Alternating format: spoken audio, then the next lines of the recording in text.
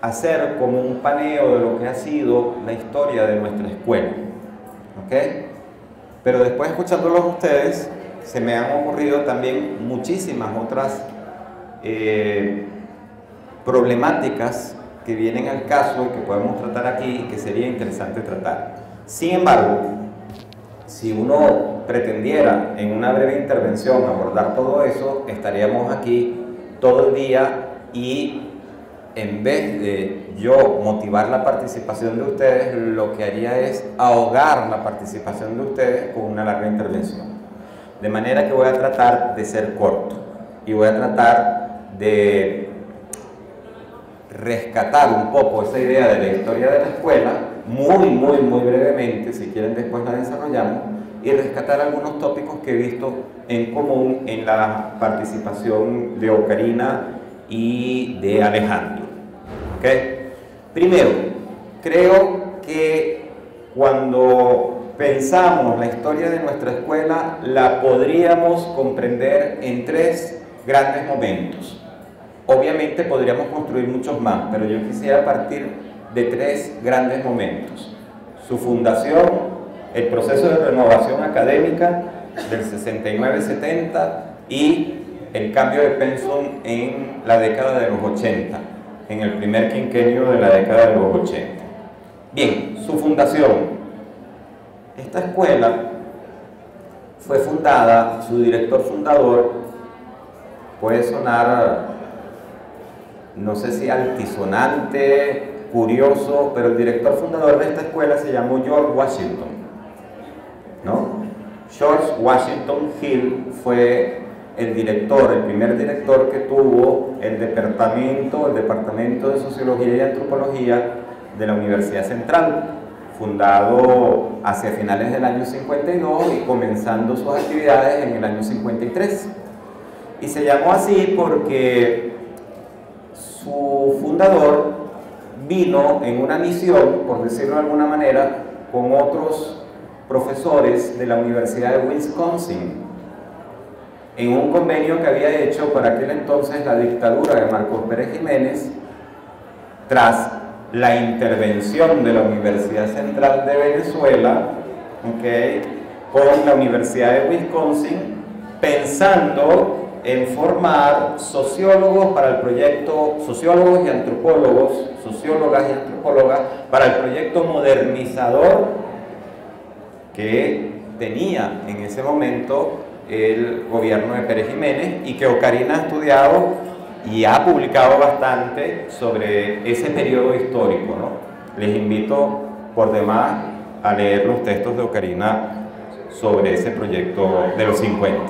Bien, bajo la égida de George Washington, el primer momento de la Escuela de Sociología y Antropología es un momento gobernado por la concepción estructural funcionalista.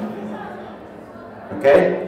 En ese concepto estructural funcionalista, la Escuela de Sociología estuvo a la vanguardia en América Latina y creo que la Escuela de Sociología tiene una historia de vanguardias y la primera fue esa.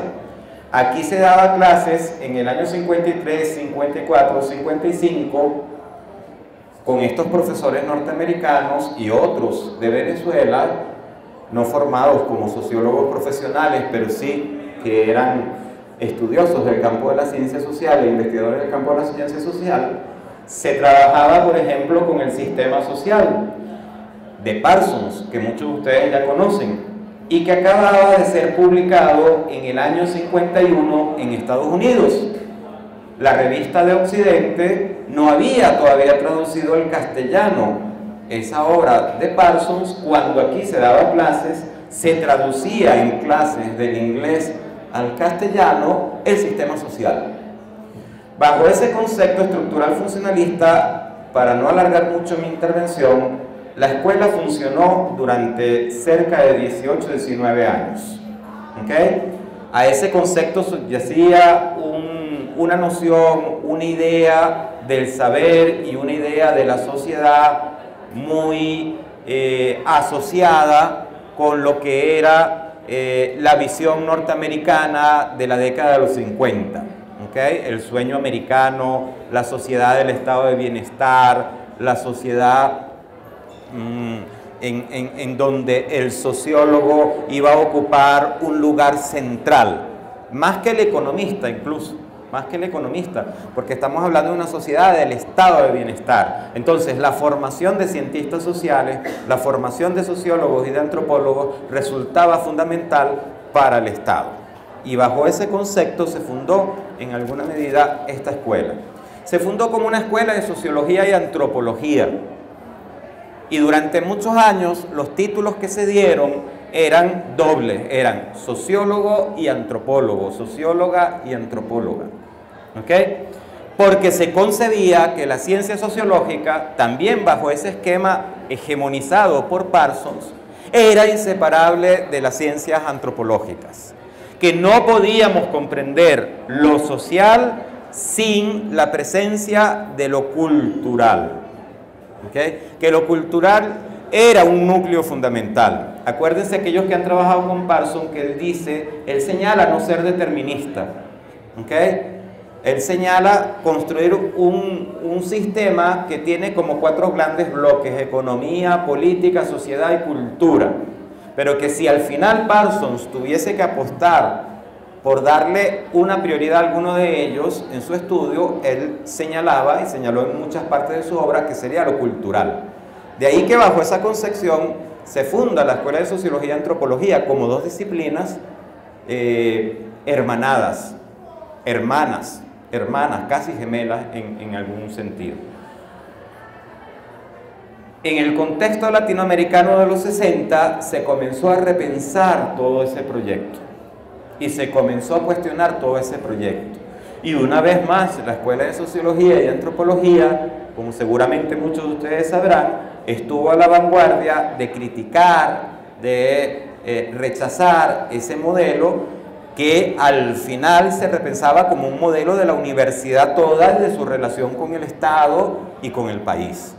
En alguna medida, eso concluyó en el proceso de renovación académica que tuvo como grandes centros en esta universidad a la Escuela de Sociología y Antropología durante el año 69, a la Facultad de Ciencias, a la Escuela de Letras y a una parte de Ingeniería, sin menospreciar otras, pero digamos que ahí estuvieron los 4 grandes centros, ¿no? A partir de ahí se repensó el pensum y en 1970 se cambió, se transformó.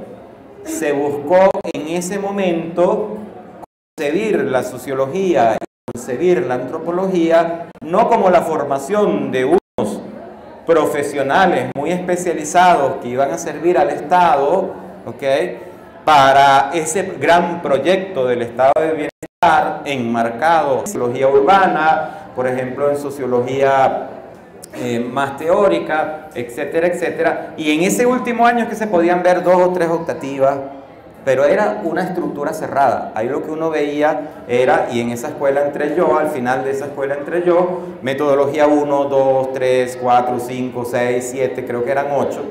Historia, no me acuerdo ahora cómo se llamaba, análisis histórico, en fin, 1, 2, 3, 4, 5, 6, y así íbamos, ¿no? Materias que iban del 1 al 5, del 1 al 8, todo era completamente cerrado. Al final de la década de los 70, en el año 79, más o menos 78, comienza la discusión de ese pensum porque había bastante incomodidad dentro de la Escuela de Sociología y Antropología con esa estructura tan cerrada. La década de los 70 ya está marcada en el campo de las ciencias sociales, en alguna medida, por el concepto ese tan famoso de la pluriparadigmaticidad. Es decir, de que las ciencias sociales no tienen como tal una sola definición, sino que admiten muchas definiciones de su práctica y de su modo de comprenderse como ciencia. Entonces, tener un solo concepto ya generaba hacia finales de la década de los 70 aquí bastante incomodidad. Y en el marco de eso es que surgió el plan de estudios, el pensum y la estructura curricular que se gesta en la década de los 80. Fue un proceso muy traumático hasta donde yo sé, porque si vamos del 78 al 84 estamos hablando de 6 años. Se llevó a cabo ese proceso, 6 años de discusiones para establecer un cambio en la escuela. Una